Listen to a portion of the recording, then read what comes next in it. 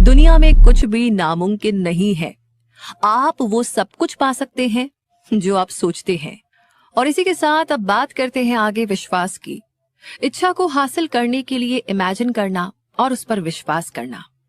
अमीर बनने की ओर दूसरा कदम। विश्वास मन का मेन केमिकल होता है। जब थॉट की फ्रीक्वेंसी विश्वास के साथ जुड़ती है तो हमारा सबकॉन्शियस माइंड उन विचारों की फ्रीक्वेंसी को स्पिरिचुअल पावर के रूप में अनलिमिटेड पावर के पास भेज देता है, जो उसे हकीकत के रूप में आकार दे सके। सभी पॉजिटिव भावनाओं में सबसे ताकतवर भाव होते हैं विश्वास, प्यार और सेक्स के। जब ये तीनों मिलते हैं तो इनमें इतनी अपार शक्ति होती है जो विचारों में नई एनर्जी भर के तुरंत हमारे सबकॉन्शियस में पहुंच जाती है, जहां ये स्पिरिचुअल शक्ति के रूप में बदल जाती है। स्पिरिचुअल शक्ति वो जरिया है जो असीम शक्ति से हकीकत की दुनिया में विचारों को साकार करने का जवाब लेकर आती है। प्यार और विश्वास का मन से रिश्ता होता है जो ज्यादातर स्पिरिचुअल हिस्से से जुड़े हुए हैं, जबकि सेक्स पूरी तरह बायोलॉजी से जुड़ा हुआ है। ये सिर्फ शरीर से जुड़ा हुआ हिस्सा है। इन तीनों इमोशंस का मिक्सचर फिक्स्ड थॉटफुल माइंड और असीम पावर के बीच कम्युनिकेशन का एक सीधा रास्ता बनाता है। अब आता है सवाल कि विश्वास या ट्रस्ट कैसे डेवलप किया जाए।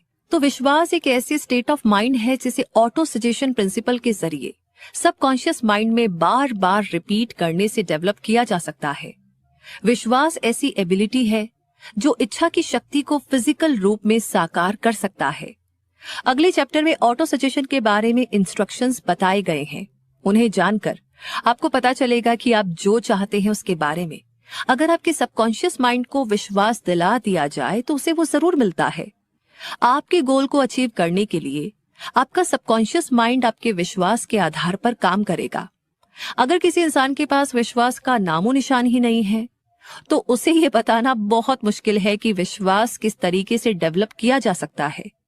ये ठीक उतना ही मुश्किल है जितना किसी अंधे इंसान को लाल रंग के बारे में बताना।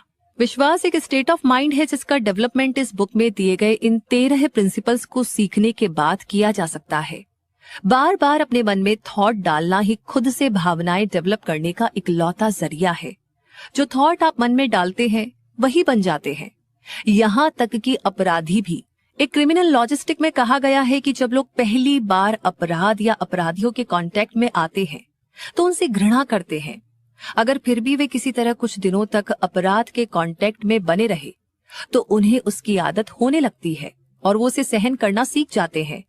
और जब वे काफी लंबे समय तक उसके कांटेक्ट में रहते हैं तो अपराध के इन्फ्लुएंस में आकर उसमें शामिल हो जाते हैं। अगर इस बात को इस तरह से कहे कि अगर आप पैशन या इमोशन के साथ किसी थॉट को लगातार सोचते हैं तो आपका सबकॉन्शियस माइंड उसे स्वीकार कर लेता है और इस पर काम करने लगता है। आपका सबकॉन्शियस माइंड उसे सच करने के लिए कोई ना कोई प्रैक्टिकल प्रोसेस मौजूद करा देता है।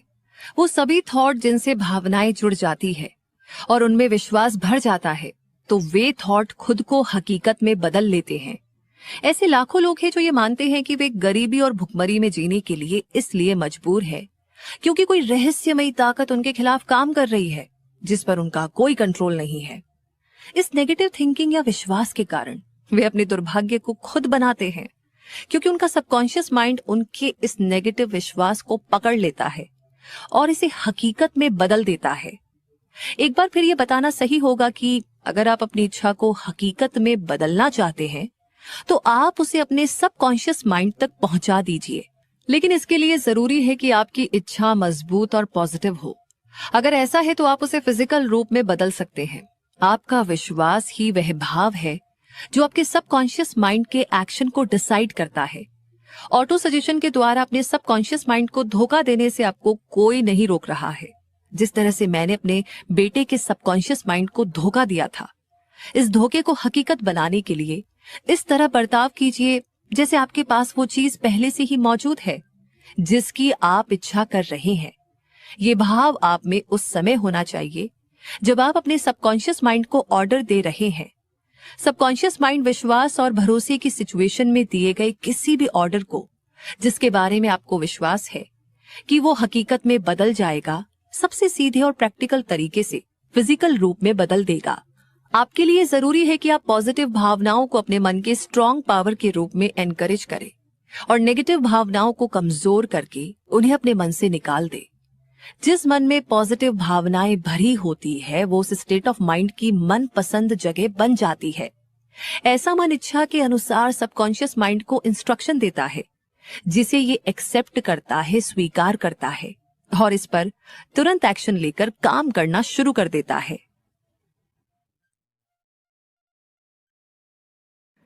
काफी लंबे समय से धार्मिक लोग स्ट्रगल कर रहे इंसानों को ये मैसेज देते रहे हैं कि उन्हें इस या उस धर्म की बातों पर विश्वास करना चाहिए, लेकिन वे लोगों को ये बताने में फेल हो गई कि विश्वास को किस तरह से पैदा किया जाए। उन्होंने ये नहीं बताया कि विश्वास एक मेंटल स्टेट है जिसे ऑटो सजेशन द्वारा डेवलप किया जा सकता है। ऐसी भाषा में जिसे एक आम आदमी समझ सके हम वो प्रिंसिपल बताएंगे जिसके द्वारा विश्वास वहां भी डेवलप किया जा सकता है जहां पर इसका नामो निशान नहीं है। अपने आप पर और भगवान पर विश्वास रखें। विश्वास ही वो शक्ति है जो विचार को जीवन, ताकत और एक्शन प्रदान करता है। हम आपको यहाँ पर कुछ बातें बताने जा रहे हैं जिन्हें अगर आप जोर से पढ़ेंगे तो ज्यादा अच्छा होगा। विश्वास पैसा कमाने का शुरुआती पॉइंट है। विश्वास उन सभी चमत्कारों और सभी रहस्यों का बेस है जिन्हें साइंस के नियमों के आधार पर साफ साफ नहीं समझाया जा सकता।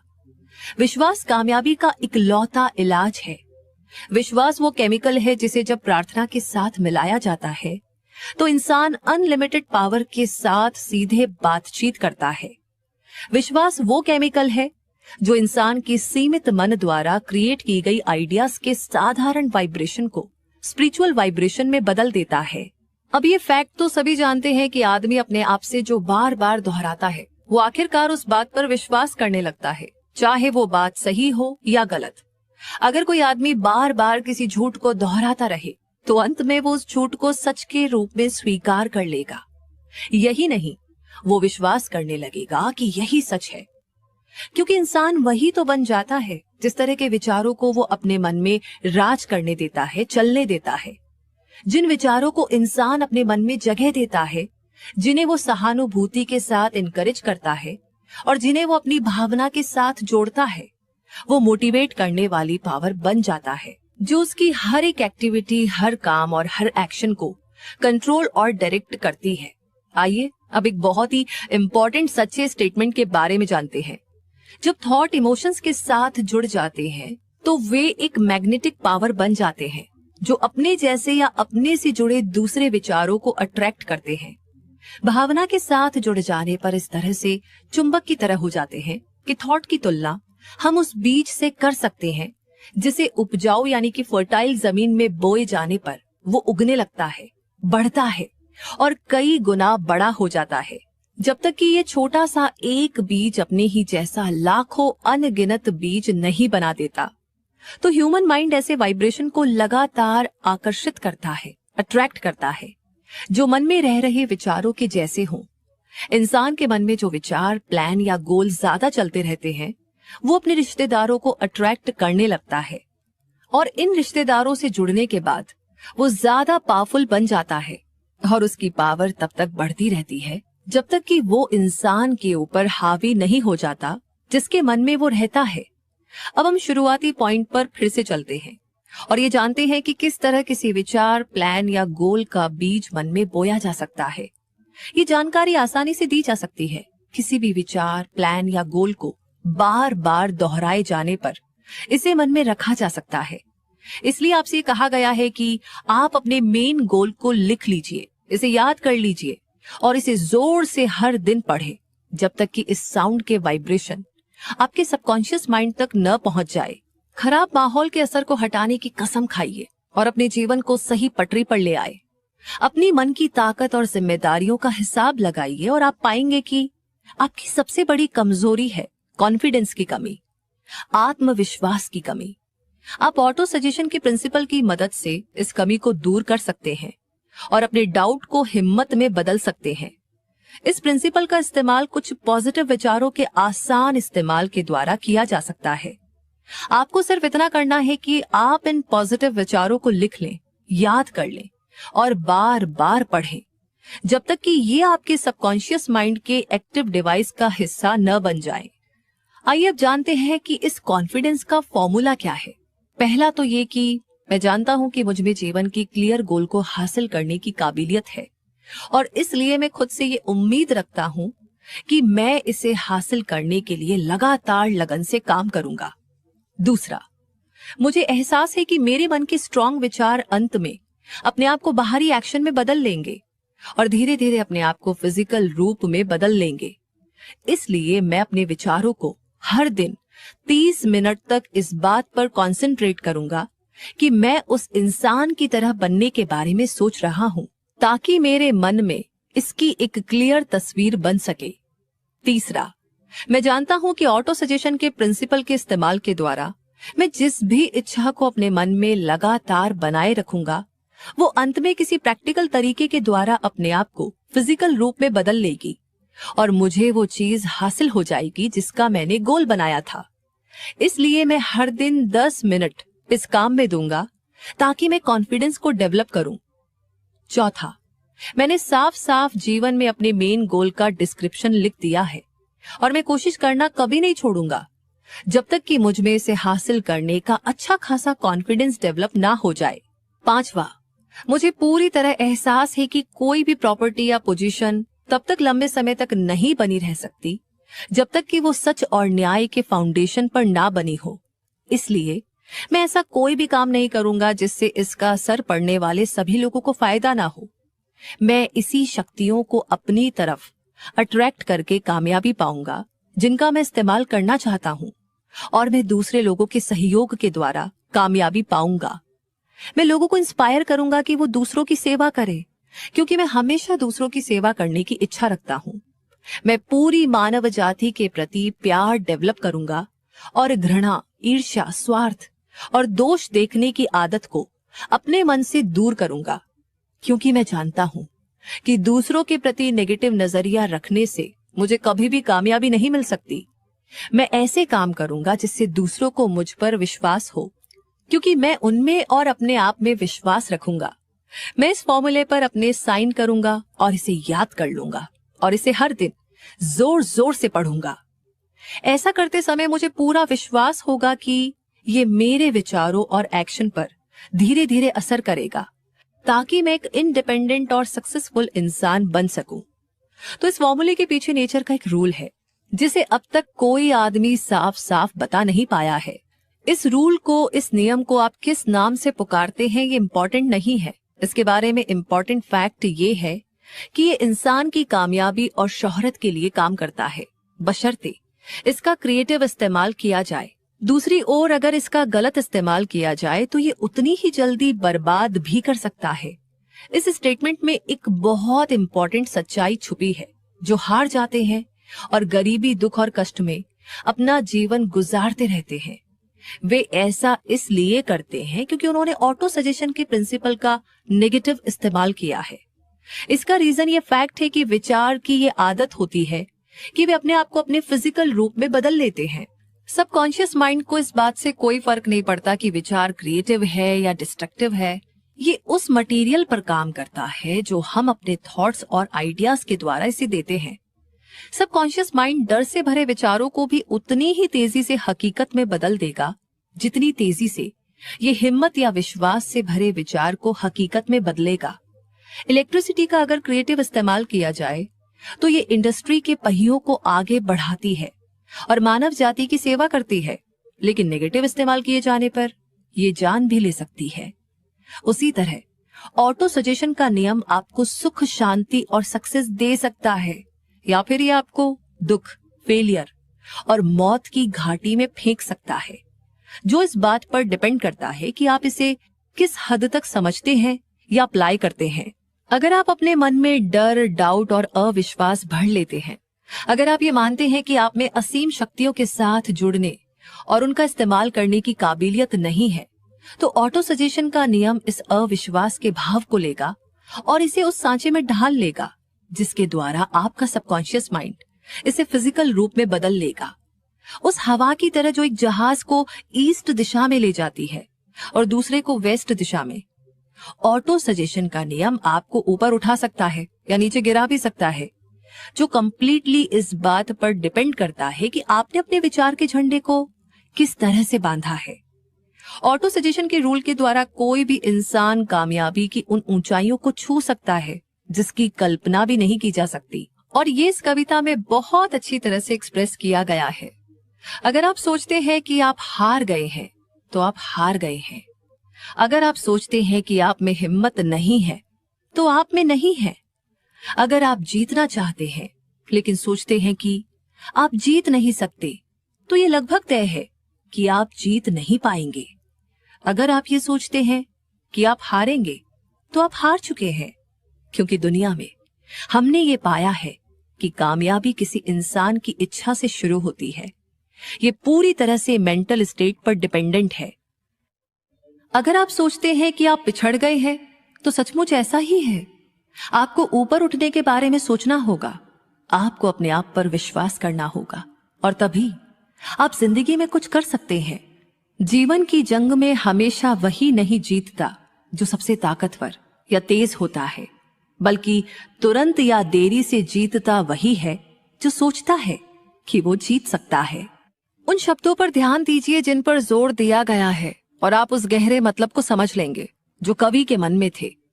आपके मन में कहीं ना कहीं अचीवमेंट का बीज सोया हुआ है, जिसे अगर जगा दिया जाए और काम में लगा दिया जाए तो वो आपको उन ऊंचाइयों पर ले जाएगा जिन्हें हासिल करने की कल्पना आपने सपने में भी नहीं सोची होगी। जिस तरह महान संगीतकार वायलिन के तारों से संगीत की सुंदर ध्वनि छेड़ सकता है, उसी तरह आप भी अपने टैलेंट को जगा सकते हैं जो आपके मन में कहीं दबी पड़ी है। इसके जरिए से आप अपने आप को ऊपर की तरफ ले जा सकते हैं और जिस गोल को हासिल करना चाहे उस गोल को अचीव कर सकते हैं। 40 साल की उम्र तक अब्राहम लिंकन ने जिस काम में हाथ डाला वे उसमें फेल हुए। वे किसी गुमनाम जगह से आए हुए गुमनाम आदमी थे, जब तक कि उनके जीवन में एक महान एक्सपीरियंस नहीं आया और उस एक्सपीरियंस ने उनके दिलो दिमाग में सोए हुए उनके टैलेंट को नहीं जगाया। तब जाकर वे दुनिया के महान लोगों में से एक बन सके। ये एक्सपीरियंस दुख और प्यार की भावना से जुड़ा हुआ था। ये एक्सपीरियंस एन रुटलेस के जरिए से आया, जो इकलौती औरत थी जिसे लिंकन ने प्यार किया था। ये एक जाना माना सच है कि प्यार की भावना विश्वास के मेंटल स्टेट से बहुत करीबी रूप से जुड़ी हुई है। इसका रीजन ये है कि प्यार हमारे विचार के वाइब्रेशन को उनके स्पिरिचुअल फॉर्म में बदलने के सबसे करीब होता है। अपनी रिसर्च के दौरान ऑथर ने पाया कि सैकड़ों कामयाब लोगों की जिंदगी और अचीवमेंट के एनालिसिस से ये पता चलता है कि उनमें से लगभग सभी की कामयाबी के पीछे किसी न किसी औरत की सलाह का असर साफ साफ था। अगर आप विश्वास की शक्ति का सबूत चाहते हैं तो आप उन आदमियों और औरतों के अचीवमेंट्स को स्टडी कीजिए जिन्होंने इसका इस्तेमाल किया है। लिस्ट में सबसे ऊपर नजारेन का नाम आता है। ईसाई धर्म का आधार है विश्वास।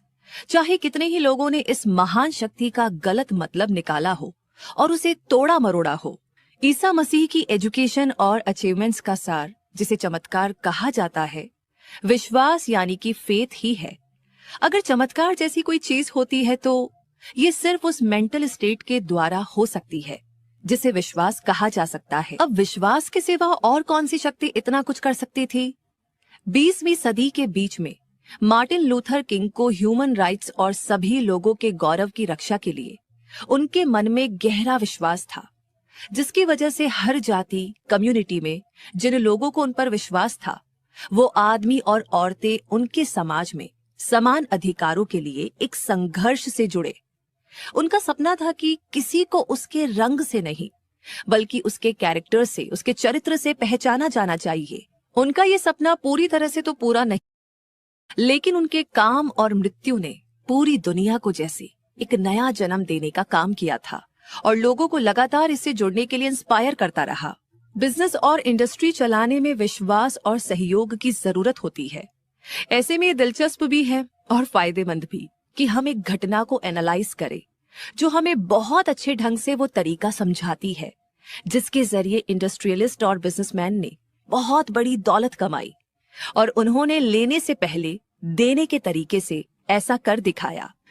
ये घटना 1900 की है, जब यूनाइटेड स्टेट्स स्टील कॉरपोरेशन बन रहा था, जब आप कहानी के बारे में जाने तो इन बेसिक फैक्ट्स को अपने दिमाग में रखें और आप समझ पाएंगे कि किस तरह विचार बड़े खजानों में बदलते हैं।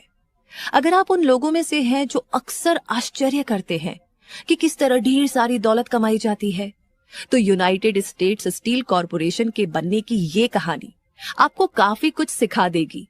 अगर आपको इस बारे में जरा सा भी डाउट है कि इंसान विचारों के जरिए अमीर बन सकता है, तो ये कहानी आपके मन से डाउट को भगा देगी, क्योंकि आप यूनाइटेड स्टेट्स स्टील की कहानी में इस बुक में बताए गए प्रिंसिपल्स का इस्तेमाल देखेंगे।